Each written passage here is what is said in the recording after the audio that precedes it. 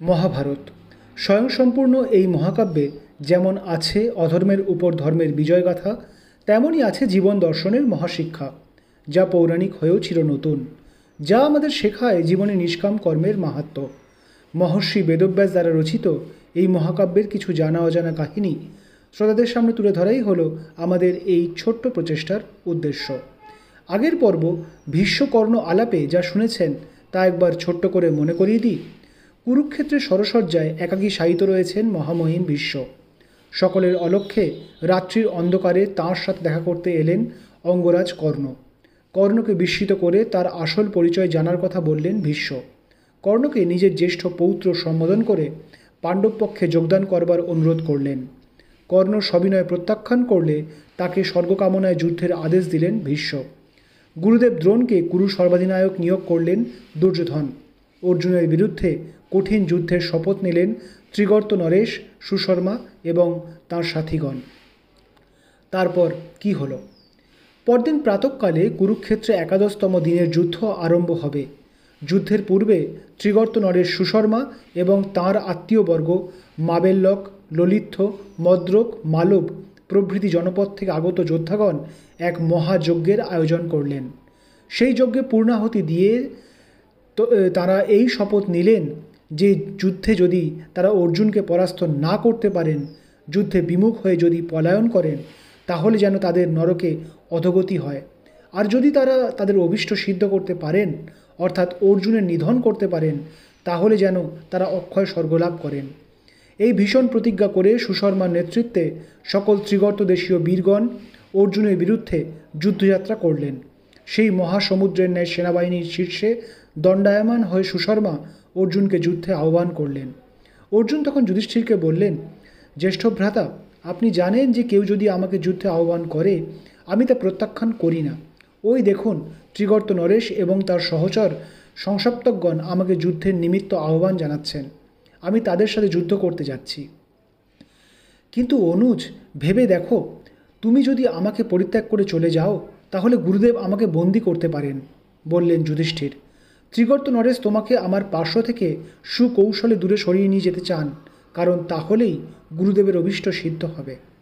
আপনি চিন্তা করবেন না জ্যেষ্ঠ, আশ্বাস দিলেন অর্জুন। পাঞ্চাল বীর সত্যজিৎ আজ আপনার দেহরক্ষী হয়ে যুদ্ধ করবেন। ইনি জীবিত থাকতে গুরুদেব আপনাকে স্পর্শও করতে পারবেন না। কিন্তু যদি সত্যজিৎ নিহত হন তাহলে আপনি আজ এই যুদ্ধক্ষেত্র ত্যাগ করবেন। এই বলে অর্জুন ত্রিগর্ত সেনার সাথে যুদ্ধ নিমিত্ত অগ্রসর হলেন। যুধিষ্ঠির সানন্দে ও সস্নেহে অর্জুনকে সেই যুদ্ধে যাওয়ার অনুমতি দিলেন। অর্জুনের রথ আসতে দেখে সংসপ্তকগণ উল্লসিত হয়ে উঠল। আজ তাদের প্রতিজ্ঞা পূর্ণ হবে এই ভেবে তারা মহানন্দে নিজেদের মধ্যে উল্লাস প্রকাশ করতে লাগল। অর্জুন যুদ্ধের পূর্বে মহারবে নিজের দেবদত্ত শঙ্খে নির্ঘোষ তুললেন। সেই মহাশঙ্খের ধ্বনিতে সংসপ্তকগণের মধ্যে চিত্ত দৌর্বল্য উপস্থিত হলো। কিয়ৎক্ষণ বিমূঢ়ের মতো দাঁড়িয়ে রইল তারা। তারপর সম্বিত ফিরে পেয়ে তারা অর্জুনকে আক্রমণ করা শুরু করল। কিন্তু মহাপরাক্রমী অর্জুনের সামনে সংসপ্তকগণের আক্রমণ কিছুই করে উঠতে পারল না। অর্জুন স্বরাঘাতে ত্রিগর্ত সৈন্য ছত্রভঙ্গ করে দিতে লাগলেন। সুশর্মা আকুল হয়ে সকলকে আদেশ দিতে লাগলেন যেন তারা নিজেদের প্রতিশ্রুতি স্মরণ করে পুনরায় যুদ্ধে ব্রতী হয়। অর্জুনের ভয়ে পলায়ন করলে তারা যে নরকে পতিত হবে। মহারাজ সুশর্মার বাক্য শুনে ত্রিগর্ত সৈন্য পুনরায় যুদ্ধে যোগদান করল। এইবার মৃত্যুপণ করে প্রবল বিক্রমে তারা অর্জুনকে আক্রমণ করল। অর্জুন তখন তাষ্ট্র অস্ত্রের প্রয়োগ করলেন। এই অস্ত্রের প্রয়োগের ফলে ত্রিগর্ত সৈন্য বুদ্ধিহীন হয়ে পড়ল। তারা একে অপরকে আক্রমণ করে হত্যা করতে আরম্ভ করল। অর্জুন অন্যান্য দিব্যাস্ত্রের প্রয়োগ করে সংসপ্তকগণকে বিধ্বস্ত করা শুরু করলেন। এদিকে অর্জুনের অনুপস্থিতিতে যুধিষ্ঠিরকে অরক্ষিত দেখে দ্রোণাচার্য গরুর ব্যূহ রচনা করে যুধিষ্ঠিরের দিকে ধাবিত হলেন। অন্যান্য কৌরব বীরগণও সেই ব্যূহের বিভিন্ন স্থানে অধিষ্ঠিত হয়ে একযোগে পাণ্ডবদের বিরুদ্ধে ধাবমান হলেন। কৌরব পক্ষের মহাবীর ভগদত্ত তার মহা তেজা হস্তিতে আসীন হয়ে সেই ব্যূহের মধ্যভাগে রইলেন। দ্রোণের যুদ্ধ কৌশল দেখে ভীত হয়ে যুধিষ্ঠির অর্ধচন্দ্র ব্যূহ রচনা করে পাণ্ডব সর্বাধিনায়ক ধৃষ্টদ্যুম্নকে বললেন, ভ্রাতা, অর্জুন বর্তমানে অন্যত্র যুদ্ধ করতে ব্যস্ত। তুমি এমন কোনো উপায় করো যাতে গুরুদেব আমাকে বন্দী না করতে পারেন।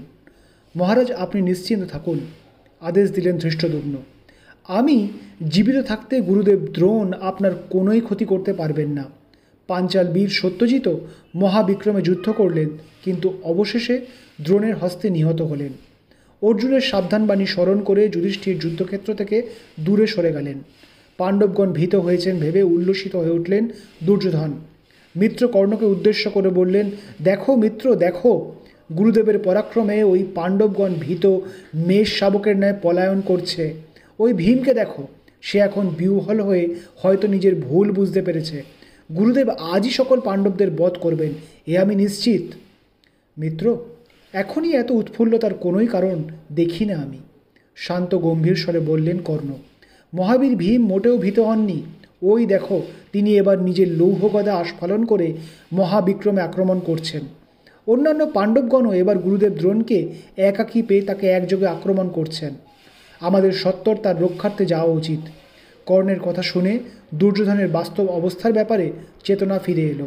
তিনি মহারাজ ভগদত্তকে আদেশ দিলেন যেন তিনি ভীমের বিরুদ্ধে যুদ্ধযাত্রা করেন। নিজের মহাহস্তিতে আসীন হয়ে ভগদত্ত অগ্রসর হলেন ভীমের দিকে। অর্জুন সেই মহাহস্তির বৃংহন শুনে কৃষ্ণকে বললেন, মাধব, এ নিশ্চয়ই ভগদত্তের হস্তির স্বর। সে সকল অস্ত্রাঘাত এমনকি অগ্নিস্পর্শতেও ব্যাকুল হয় না। আপনি সত্য জ্যেষ্ঠ ভ্রাতার উদ্দেশ্যে রথ চালনা করুন, নয়তো মহারাজ ভগদত্ত আজ আমাদের সমূহ ক্ষতি সাধন করবেন। অর্জুনকে যুধিষ্ঠিরের দিকে যেতে দেখে ত্রিগর্ত সৈন্য এবং সংসপ্তকগণ তার অনুসরণ করতে শুরু করল। নারায়ণী সেনাও এবার অর্জুনের বিপক্ষে যুদ্ধে যোগদান করল। একদিকে জ্যেষ্ঠ ভ্রাতাকে রক্ষা করা, অন্যদিকে সংসপ্তকগণের সাথে যুদ্ধ, এই দুই কর্তব্যের তাড়নায় অর্জুন সংশয়াকুল হয়ে পড়লেন। অতঃপর তিনি ব্রহ্মাস্ত্রের প্রয়োগ করে সংসপ্তকগণকে প্রায় নিঃশেষ করে ফেললেন এবং দ্রুতবেগে যুধিষ্ঠিরের রক্ষণ নিমিত্ত ধাবমান হলেন। অর্জুনকে তাঁর দিকে ধাবিত দেখে ভগদত্ত তার মহাহস্তিকে সেই দিকে চালনা করলেন। চলমান পর্বত সদৃশ্য সেই মহাহস্তি দ্রুত বেগে অর্জুনের দিকে ধাবিত হল। কৃষ্ণ সুকৌশলে রথকে ডান পাশে সরিয়ে নিয়ে আনলেন। হস্তির লক্ষ্য বিচ্যুত হল। অর্জুন স্বরপ্রয়োগে সেই হস্তির বর্ম ছেদন করলেন, কিন্তু ভগদত্তকে পশ্চাৎ দিক থেকে প্রহার করলেন না। অর্জুনের কৌশলে ভগদত্ত মুগ্ধ হলেন, কিন্তু এবার তিনি নিজের ধনুতে অব্যর্থ বৈষ্ণবাস্ত্র যোগদান করলেন। সেই মহাবাণ অর্জুনের দিকে নিক্ষেপ করলেন ভগদত্ত, কিন্তু অর্জুনের কাছে এসে পৌঁছানোর পূর্বেই স্বয়ং বাসুদেব সেই বাণের গতিপথে বাধা হিসেবে উঠে দাঁড়ালেন। কৃষ্ণের সামনে এসে স্তব্ধ হয়ে দাঁড়ালো সেই মহাবাণ। তারপর এক সুদৃশ্য মালা হয়ে কৃষ্ণের বক্ষে লম্বমান হলো। স্বভাবতই অর্জুন বিস্মিত ও ব্যথিত হলেন। বাসুদেবকে বললেন, মাধব, আপনি কেন নিজের প্রতিজ্ঞা ভঙ্গ করলেন? আপনি এই যুদ্ধে নিরস্ত্র অবস্থায় উপস্থিত থাকবেন, এই তো আপনার প্রতিজ্ঞা ছিল। তথাপি ভগদত্তের অস্ত্রের সামনে আপনি কেন প্রতিরোধ সৃষ্টি করলেন? আমি প্রস্তুত ছিলাম এই অস্ত্রের আঘাত রুদ্ধ করতে। আপনি কি আমার সামর্থ্যের উপর বিশ্বাস হারিয়ে ফেলেছেন? না প্রিয় সখা, তোমার সামর্থ্যের উপর বিশ্বাস আমি কখনোই হারাইনি, স্মিতহাস্য করে বললেন কৃষ্ণ। কিন্তু মহারাজ ভগদত্তর এই অস্ত্রের প্রতিরোধ তুমি করতে পারতে না। তার উচিত কারণ আছে। এই বিশ্বে আমার প্রকাশ চারটি ভিন্ন মূর্তিতে। এক মূর্তি তপস্যা করে, দ্বিতীয় মূর্তি সাধু অসাধু কর্মের বিচার করে, তৃতীয় মূর্তি মনুষ্যলোকে কর্ম করে এবং চতুর্থ মূর্তি সহস্র বৎসর ধরে নিদ্রিত থাকে। সহস্র বৎসর অন্তে আমার সেই চতুর্থ মূর্তি গাত্রোত্থান করে যোগ্য ব্যক্তিদের বরদান করে। ইতিপূর্বে আমি পৃথিবীর পুত্র নরকাসুরকে বৈষ্ণবাস্ত্র প্রদান করেছিলাম। মহারাজ ভগদত্ত নরকাসুরের থেকে এই মহাস্ত্র লাভ করেছেন। বৈষ্ণবাস্ত্রের অবদ্ধ কিছুই নেই, তুমিও এর প্রতিকার করতে পারতে না। তাই আজ আমি তোমার রক্ষক হয়ে নিজের প্রদত্ত অস্ত্র পুনরায় নিজের কাছেই ফিরিয়ে নিলাম। এখন ভগদত্ত পরমাস্ত্রবিহীন হয়েছেন, এবার তুমি ওকে বধ করো। অর্জুন তৎক্ষণাৎ নারাজ অস্ত্রের প্রয়োগ করে ভগদত্তর হস্তিকে বধ করলেন। তারপর অর্ধচন্দ্র বাণ দ্বারা ভগদত্তর বক্ষ বিদীর্ণ করে দিলেন। ভগদত্ত প্রাণহীন শরীরে ভূমিতে পতিত হলেন। গান্ধারাজ শকুনির দুই ভ্রাতা বৃষক এবং অচল অর্জুনকে বাধা দিতে এলে অর্জুন একটি মাত্র স্বরের দ্বারাই তাদেরকে বধ করলেন। শকুনি মায়াস্ত্রের প্রয়োগ করে অর্জুনকে সম্মোহিত করার চেষ্টা করলেন, কিন্তু অর্জুন সকল মায়ার প্রভাব বিনষ্ট করলেন। শকুনি ভীত হয়ে পলায়ন করলেন। অবশিষ্ট সংসপ্তকগণকে নিধন করে অর্জুন এবার পাণ্ডব পক্ষে যোগদান করলেন। গুরুদেব দ্রোণ তখন প্রবল পরাক্রমে যুদ্ধ করছিলেন। অর্জুনকে পাণ্ডব পক্ষে যোগদান করতে দেখে অঙ্গরাজ কর্ণ আগ্নেয়াস্ত্রের প্রয়োগ করলেন। অর্জুন স্বরের দ্বারা তার নিবারণ করে কর্ণের 3 ভ্রাতাকে নিধন করলেন। সেই সময় সূর্যাস্ত হল। 2 যুযুধান পক্ষ রক্তাক্ত এবং ক্লান্ত শরীরে নিজ নিজ শিবিরে প্রত্যাবর্তন করলেন। যুদ্ধান্তে ব্যথিত দুর্যোধন দ্রোণাচার্যকে বললেন, গুরুদেব, আপনিও কি পিতামহর মতো পাণ্ডবদের সমবেতী হয়ে পড়লেন? আপনি আমাকে আমার অভীষ্ট সিদ্ধ হওয়ার বরদান করেছিলেন, আর এখন স্বয়ং সেই কার্যের থেকে বিমুখ হচ্ছেন। আজ যুধিষ্ঠিরকে বন্দী করবার সুযোগ থাকা সত্ত্বেও আপনি তা করেননি। সাধুলোক কখনোই ভক্তের আশাকে ভঙ্গ করেন না। পুত্র দুর্যোধন, তুমি বুঝতে পারছো না যে আমি সর্বদাই তোমার প্রীতি সাধনের চেষ্টা করি। লজ্জিত ও বিমর্ষ দ্রোণাচার্য বললেন, কিন্তু যে পক্ষে স্বয়ং বাসুদেব আর অর্জুন আছেন, সেই পক্ষকে বিজয় একমাত্র ত্রম্বক মহাদেব করতে পারেন, আর কেউই না।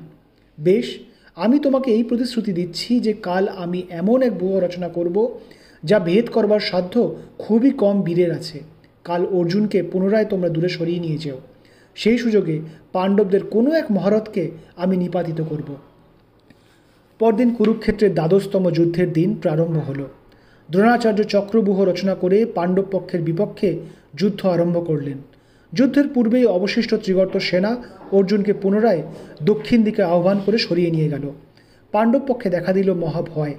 গুরু দ্রোণ নির্মিত এই চক্রব্যূহে প্রবেশ করবার উপায় কেবল জানেন 4 ব্যক্তি: কৃষ্ণ, অর্জুন, প্রদ্যুম্ন এবং অর্জুন পুত্র অভিমন্যু। কৃষ্ণ আর অর্জুন অন্যত্র আছেন, প্রদ্যুম্ন যুদ্ধ থেকে বিমুখ। তাই সম্রাট যুধিষ্ঠির অভিমন্যুকে বললেন, পুত্র, তুমি তোমার পিতার সুযোগ্য সন্তান, এই চক্রব্যূহের ভেদ করো তুমি। একটি বার তুমি যদি এই ব্যূহে প্রবেশ করতে পারো, তাহলে তোমার পশ্চাতে আমরাও এই ব্যূহে প্রবেশ করে কুরু সৈন্য বিনষ্ট করব।